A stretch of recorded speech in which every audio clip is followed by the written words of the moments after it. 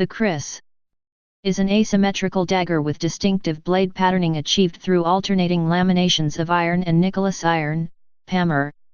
While most strongly associated with the culture of Indonesia, the Kris is also indigenous to Malaysia, Thailand, Brunei, Singapore, and the Philippines, where it is known as callus, with variants existing as a sword rather than a dagger. The Kris is famous for its distinctive wavy blade, although many have straight blades as well. Kris have been produced in many regions of Indonesia for centuries, but nowhere, although the island of Bali comes close, is the Kris so embedded in a mutually connected whole of ritual prescriptions and acts, ceremonies, mythical backgrounds, and epic poetry as in Central Java. As a result, in Indonesia the Kris is commonly associated with Javanese culture, although other ethnicities are familiar with the weapon as part of their culture, such as the Balinese, Malays, Sundanese, Madurese, Banjar, Thais, Bugis, Makassar, and Filipinos. A Kris can be divided into three parts: blade, bila or wila, hilt, hulu, and sheath, warangka. These parts of the Kris are objects of art, often carved in meticulous detail and made from various materials: metal, precious or rare types of wood, or gold, or ivory. A Kris's aesthetic value covers the dapur, the form and design of the blade, with around 60 variants, the hammer, the pattern of metal alloy decoration on the blade, with around 250 variants, and tangga, referring to the age and origin of a Kris. Depending on the quality and historical value of the Kris, it can fetch thousands of dollars or more. Both a weapon and spiritual object, Kris are often considered to have an essence or presence, considered to possess magical powers, with some blades possessing good luck and others possessing bad. Kris are used for display, as talismans with magical powers, weapons, a sanctified heirloom, pusaka, auxiliary equipment for court soldiers, an accessory for ceremonial dress, an indicator of social status, a symbol of heroism, etc. Legendary Kris that possess supernatural power and extraordinary ability were mentioned in traditional folktales, such as those of Empu Gandring, Taming Sari, and Seaton Kober. In 2005, UNESCO gave the title Masterpiece of the Oral and Intangible Heritage of Humanity to the Kris of Indonesia. In return, UNESCO urged Indonesia to preserve their heritage. Etymology. The word Kris derives from the Old Javanese term ngiris, Javanese, which means to slice, wedge or sliver. Kris is the more frequently used spelling in the West, but Karis is more popular in the dagger's native lands, as exemplified by the late Bamban Harsrenuxmo's popular book entitled Encyclopedia Karis, Kris Encyclopedia. Two notable exceptions are the Philippines, where it is usually called callus or Kris, and Thailand, where it is always spelled Kris and pronounced either as Kris or Krit. In the Yala dialect the word is Kari. Other spellings used by European colonists include Kris, Kris, Kris, Kris and Kris. History. Origin. Kris history is generally traced through the study of carvings and bas-relief panels found in Southeast Asia. It is believed that the earliest Kris prototype can be traced to Dongsan bronze culture in Vietnam circa 300 BC that spread to other parts of Southeast Asia. Another theory is that the Kris was based on daggers from India. Some of the most famous renderings of a Kris appear on the bas-reliefs of Borobudur, 825, and Prambanan Temple, 850. However, Raffles, 1817, study of the Kandi Suku states that the Kris recognized today came into existence around 1361 AD in the kingdom of Majapahit, East Java. The scene in bas-relief of Suku Temple in central Java, dated from 15th century Majapahit era, shows the workshop of a Javanese Karis blacksmith. The scene depicted Bhima as the blacksmith on the left forging the metal, Ganesha in the center, and Arjuna on the right operating the piston bellows to blow air into the furnace. The wall behind the blacksmith displays various items manufactured in the forge, including Kris.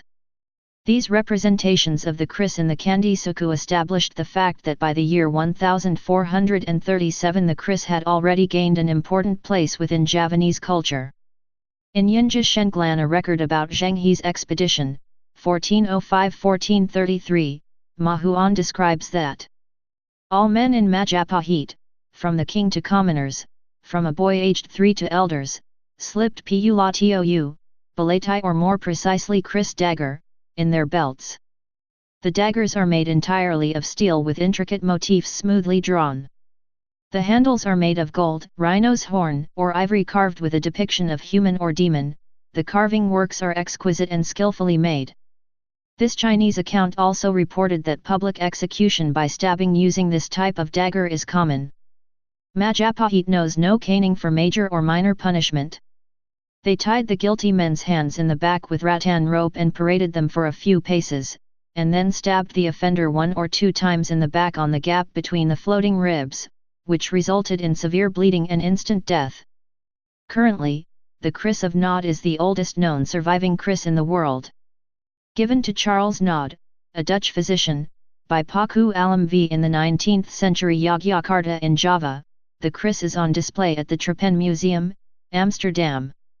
The Kris bears the date of 1264 Saka, which corresponds to 1342 AD, in its iron blade.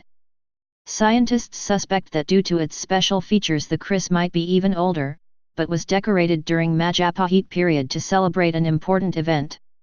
The Kris bears scenes from the Ramayana on an unusual thin copper layer which partially covers it. Development and distribution. Although the people of Southeast Asia were already familiar with this type of stabbing weapon, the development of the Kris most probably took place in Java, Indonesia.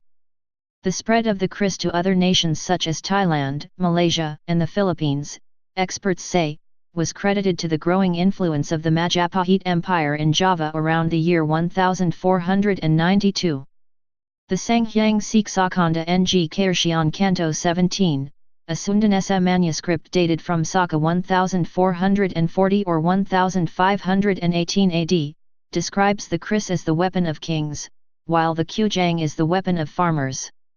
There exist claims of earlier forms predating the Majapahit Kris but none are verifiable.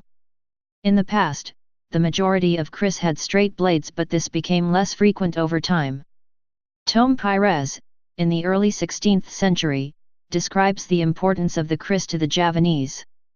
Every man in Java, whether he is rich or poor, must have a Kris in his house, and no man between the ages of 12 and 80 may go out of doors without a Kris in his belt.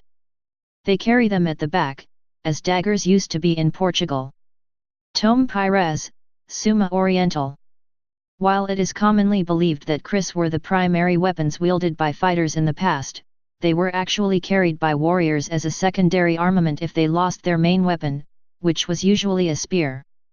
For commoners, however, Kris were worn on a daily basis, especially when traveling because it might be needed for self-defense. During times of peace, people wore Kris as part of ceremonial attire. Ceremonial Kris were often meticulously decorated with intricate carving in gold and precious stones. Heirloom blades were handed down through successive generations and worn during special events such as weddings and other ceremonies. Men usually wore only one Kris, but the famous Admiral Hang Tuah is said in the Hikayat Hang Tuah to have armed himself with one short and one long Kris. Women also wore Kris, though usually of a smaller size than a man's. In battle, a fighter might have carried more than one Kris.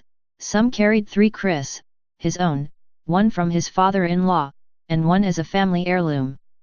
The extra 2 served as parrying daggers, but if none were available the sheath would serve the same purpose. Kris were often broken in battle and required repairs.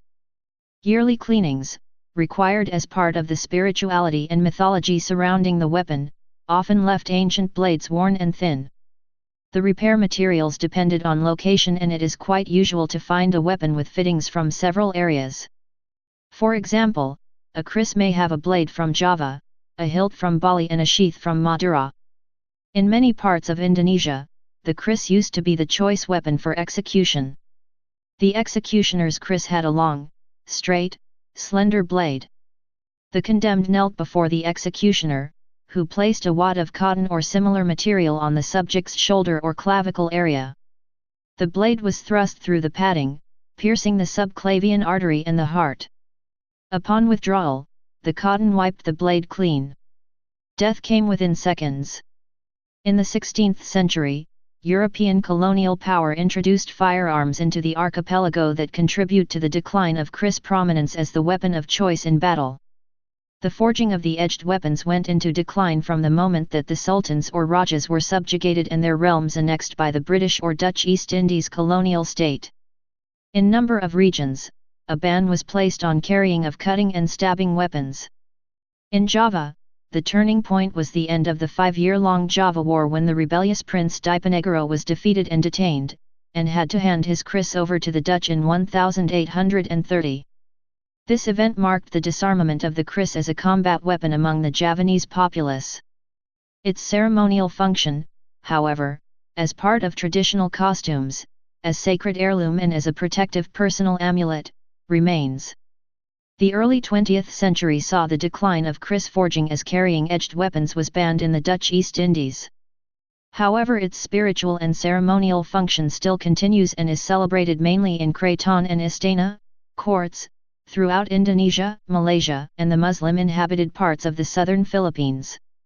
However, the Kris saw continuous use and forging in the Philippines, which comprised most of the Spanish East Indies. While the majority of the natives and locals in the archipelago accepted Roman Catholicism, the Muslims of the southern regions fiercely resisted Spanish rule. The Kris provided the Muslim armies with their counterpart to the Spanish weaponry, and it became an alarming concern for the Spanish armies. Kris forgers and swordsmen were referred to as juramentados by the Spanish. Juramentados practice a ritual of sacrifice, a form of jihad against not only Spanish soldiers, but also against Christian Filipinos alike. Juramentados were specially trained and chosen fighters. Candidates were known as magsabel, or who endure the pangs of death. These had their parents consulted, and the Sultan would permit them to undergo the training for parang sabel, or the path to heaven. During the Philippine-American War, the death of American soldiers at the hands of Kris-wielding Moros and other Filipinos armed with blades led to the creation and use of the Colt M1911. During World War II, the Kris were accompanied by other Moro swords such as barongs in the insurgency movement against Japanese occupation. Kris today. In Java, the traditional art of Kris making is preserved in the Javanese culture heartland, the Keraton, royal court, of Yogyakarta and Surakarta, and also the princedom of Mangkunegaran and Pakualaman. The Javanese kings and nobles of these courts are known to employ some Kris blacksmiths, Mpu, and become the patrons of their works, although the activity of Kris making is declining. Until the 1990s, Kris making activities in Java had almost come to a standstill due to economic difficulties and changing socio-cultural values. However, thanks to several concerned Kris experts, the tradition is being revived and Kris craftsmanship has increased again. Over the past 3 decades, Kris have lost their prominent social and spiritual meaning in society. Although active and honored smiths who produce high-quality Kris in the traditional way can still be found in some places such as Madura, Surakarta, Yogyakarta, Makassar, and Palembang, their number is dramatically decreasing, and it is more difficult for them to find successors to whom they may transmit their skills. The traditional Kris making industry still survives in some villages, such as Banu Sumurup village in Imagiri sub-district, Bantul, Yogyakarta, either specially made as a sacred amulet ordered by a Kris enthusiast who seeks its spiritual power, or merely as souvenirs for tourists. Kris made in the Philippines are often in variants, with half-wavy half-straight blades. It has become an essential and symbolic weapon to Moro culture, much as it is associated with Javanese cultures. Description: A Kris's aesthetic value covers the dapur, the form and design of the blade, with around 150 variants, the pamur, the pattern of metal alloy decoration on the blade, with around 60 variants, and tangga referring to the age and origin of a Kris. Blade. The Kris blade is called a wila or bila. Kris blades are usually narrow with a wide, asymmetrical base.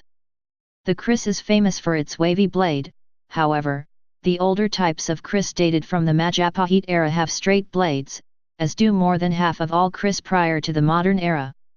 The number of curves on the blade, known as luck or lock, is always odd. Common numbers of luck range from 3 to 13 waves, but some blades have up to 29. In contrast to the older straight type, most kris today have a wavy blade which is supposed to increase the severity of wounds inflicted upon a victim. According to traditional Javanese kajaan, kris contain all the intrinsic elements of nature: tirta, water; bayu, wind; agni, fire; bantolo, earth, but also interpreted as metal or wood, which both come from the earth; and aku, lit, I or me, meaning that the kris has a spirit or soul. All these elements are present during the forging of kris. Earth is metal forged by fire being blown by pumped wind, and water to cool down the metal. In Bali, the kris is associated with the enga or dragon, which also symbolizes irrigation canals, rivers, springs, wells, spouts, waterfalls and rainbows. Thus, the wavy blade symbolizes the movement of the serpent. Some kris have the head of a naga, dragon, carved near the base with the body and tail following the curves of the blade to the tip. A wavy kris is thus a naga in motion, aggressive and alive.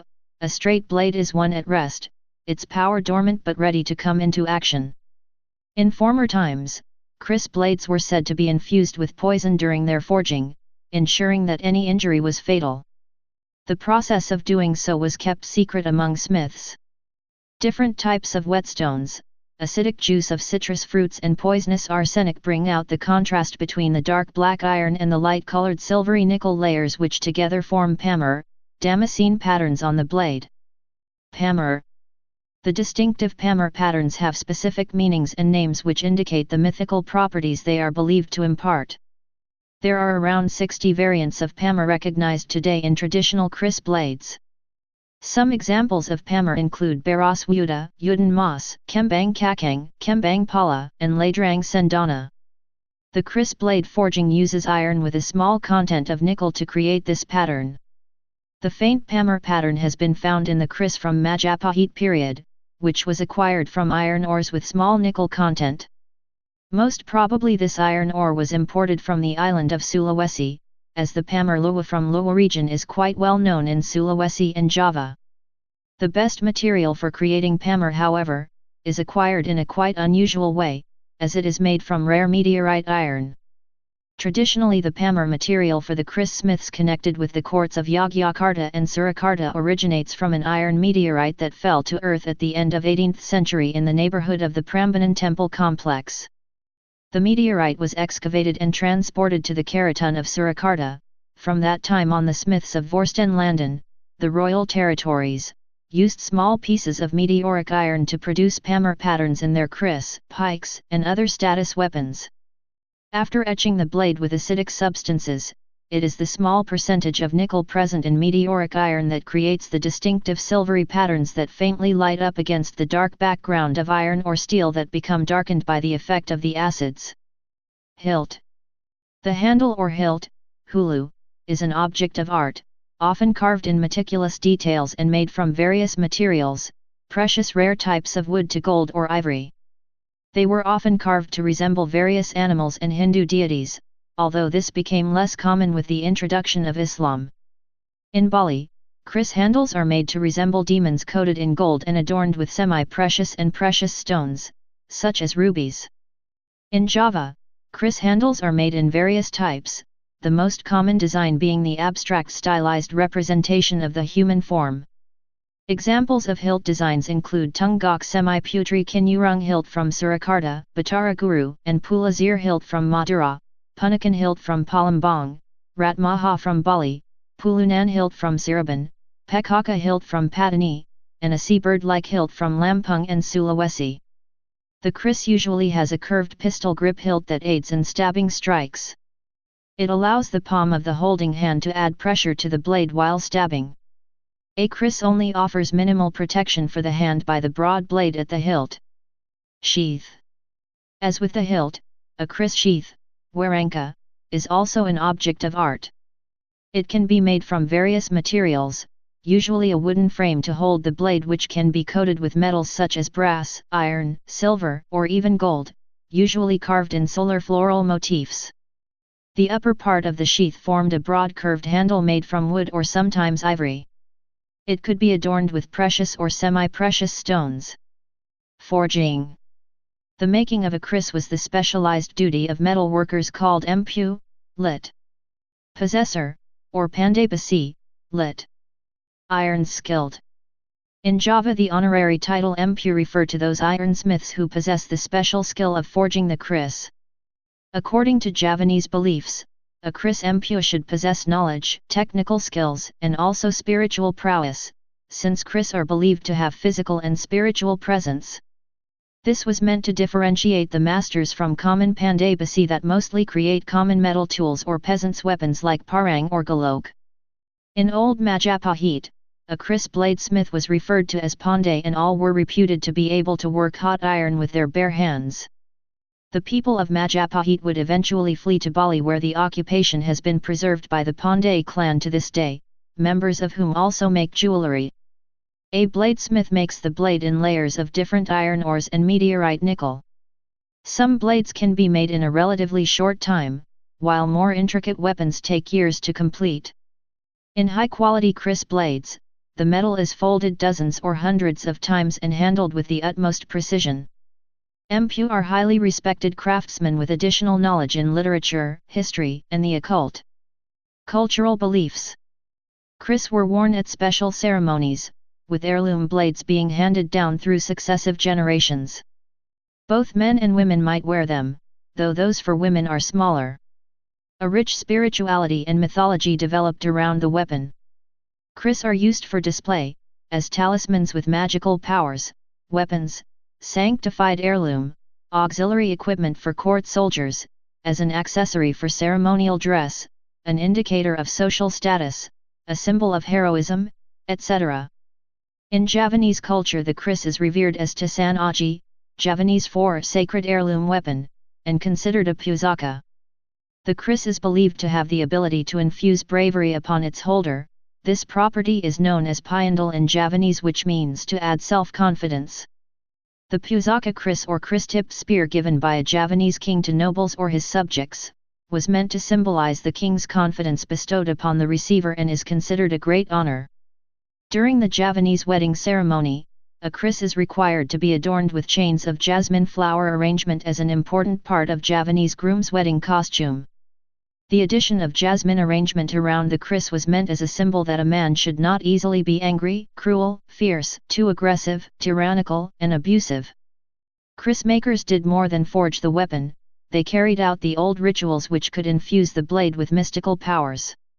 For this reason, kris are considered almost alive because they may be vessels of spirits, either good or evil. Legends tell of kris that could move of their own volition and killed individuals at will. Some kris are rumored to stand upright when their real names are called by their masters. It was said that some kris helped prevent fires, death, agricultural failure, and many other problems. Likewise, they could also bring fortune, such as bountiful harvests. Many of these beliefs were derived from the possession of different kris by different people. For example, there is a type of kris in Java that was called Beras Wuda, which was believed to grant its possessor an easy life without famine.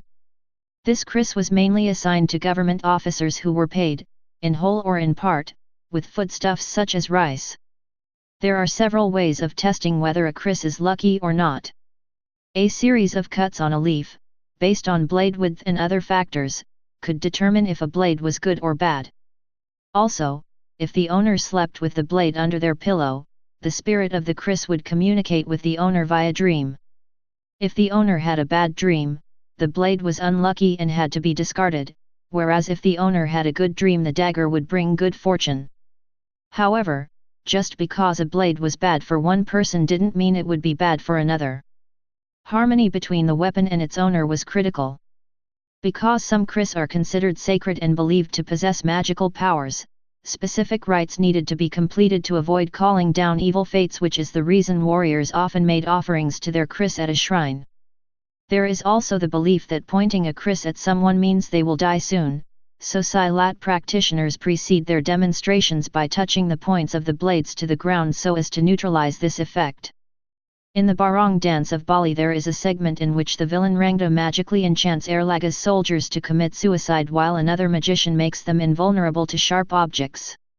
In a trance state, the male dancers stab themselves in the chest with their own kris but remain unhurt. Legends. Several folktales linked to historical figures mention legendary kris that possess supernatural power and extraordinary ability. Most of the magical kris are of Javanese origin, while the tales are derived from Javanese ancient manuscript, Babad, Javanese chronicle, and the Sejarah Melayu of Malaysia. Kris Mpu Gandring. One of the most famous legends from Java comes from the Pararaton, Book of Kings. It describes a legendary bladesmith called Mpu Gandring or Mpu Gandring and his impatient customer, Ken Arok, in the last days of the Kadiri kingdom in the 13th century. The customer ordered a powerful kris to kill the mighty chieftain of Tumapal, Tungal Amatung. Ken Arok eventually stabbed the old bladesmith to death because he kept delaying the scheduled completion of the kris. Dying, the bladesmith cursed the kris through prophecy that the unfinished or incomplete kris would kill 7 men, including Ken Arok. Ken Arok used Mpu Gandring's cursed kris to assassinate Tungal Amatung, cunningly put the blame to Kibo Iho, and built a new kingdom of Singasari. The prophecy finally came true, with 4 men enlisted as the kris first death roll, including Mpu Gandring himself, Tungal Amatung, Kibo Iho to whom Ken Arok lent the weapon, and finally Ken Arok himself. The unfinished kris then disappeared. Another version of the tale describes that the kris passed to Ken Arok's stepson Anasapati, which in turn killed his stepfather after recognized that his genuine father was killed by Ken Arok with the same kris. The bloody feud continued on and on until the reign of Kertanegara, the last king of Singhasari Empire. Kris Taming Sari. Taming Sari, flower shield, is one of the most well-known kris in Malay literature, said to be so skillfully crafted that anyone wielding it was unbeatable. In some versions of the legend, the weapon would grant its user physical invulnerability. The legend took place sometime during the fall of Majapahit Empire and the rise of the Malacca Sultanate in the 15th century. Tun Sri Lanang's book, the Sejarah Melayu, tells that it was made by a Javanese Mpu and first used by the champion of Majapahit, a pendekar named Taming Sari. He was defeated in a duel to the death by the Malaccan admiral Hang Tuah, after which the king of Majapahit presented the weapon to the victor. After being framed by a jealous official, Hang Tuah was ordered to be executed, but he managed to escape and go into hiding with the help of a minister who knew the truth. Hang Tuah's kris and title of Laksamana, Admiral, were passed on to his comrade Hang Jebat. Furious that his best friend was unfairly put to death, Hang Jebat rebelled against the royalty and took over the palace. The desperate ruler of Malacca pardoned the minister so long as Hang Tuah could win him back the throne. Having trained under the same master since childhood, the two friends were nearly equals, but of the two, Tuah was the superior fighter. However, even after a long battle in the palace, neither could best the other because the kris Taming Sari evened the odds. Only after taking his weapon back did Hang Tuah manage to stab Jebat, who died soon after. Kris Seaton Kober. Another Javanese folk story tells of Arya Panang Sang, the mighty viceroy, Adipati, of Hipang, who was killed by his own kris called Seaton Kober, Devil of the Grave. It was forged by Mpu Bayu Aji in the kingdom of Pajajaran, and had 13 luck on its blade. Near its completion, when the Mpu tried to infuse the weapon with spiritual power, he was disturbed by a crying demon, Jinn, from the graveyard. As a result, although powerful, the kris had a temperamental evil nature that caused the wielder to be overly ambitious and impatient. The story took place in the 16th century, during the fall of Demak Sultanate that had replaced Majapahit as the ruler of Java. Seaton Kober was safely kept by Sunan Kudus, one of the 9 Islamic saints of Java. However, Sunan Prawato, son of Prince Trenggana and grandson of Raden Patah, stole it and used it to assassinate his uncle Raden Kikan by the river. Since then, Raden Kikan is also referred to as Seeker Seda Lepen, flower that fell by the river. Raden Trenggana rose as a sultan and later, after his death, was replaced by Sunan Prawato.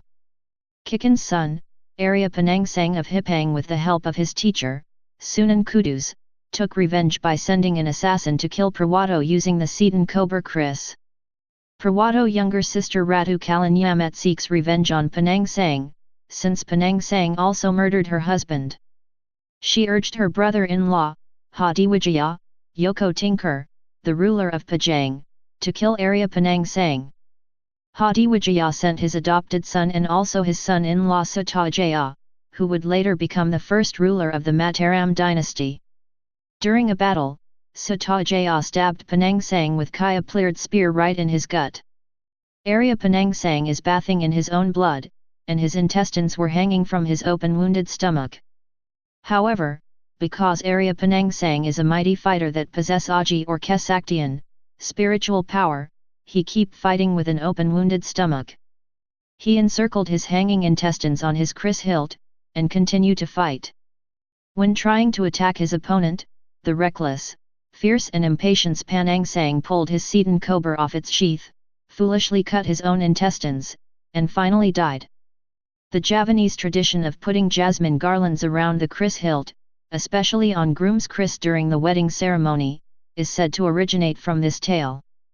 It is to symbolize that the groom should not be reckless, easily get angry, impatient and abusive like Arya Penangsang. To replace the intestine, the Kris is coiled with a floral garland of jasmine chain that resemble intestine. The jasmine is to symbolize sacredness, patience, grace, humility, kindness, and benevolence, the qualities lack in Penangsang.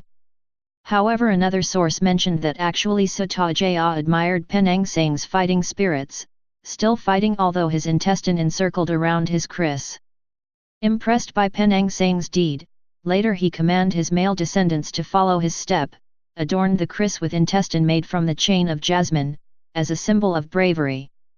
The story of Arya Penangsang has inspired and performed as Javanese Keto Prak drama. Kris as a symbol. Throughout the archipelago, Kris is a symbol of heroism, martial prowess, power, and authority. As a cultural symbol, the meticulously decorated carries represent refinement, art, and beauty, as the pride and prized possession for its owner. However, as a weapon it is associated with violence, death, and bloodshed. Probably for this reason, although the Kris is widespread in Javanese culture, it is not used to symbolize Javanese culture or royalty, as Javanese tradite. Please subscribe and thanks for watching.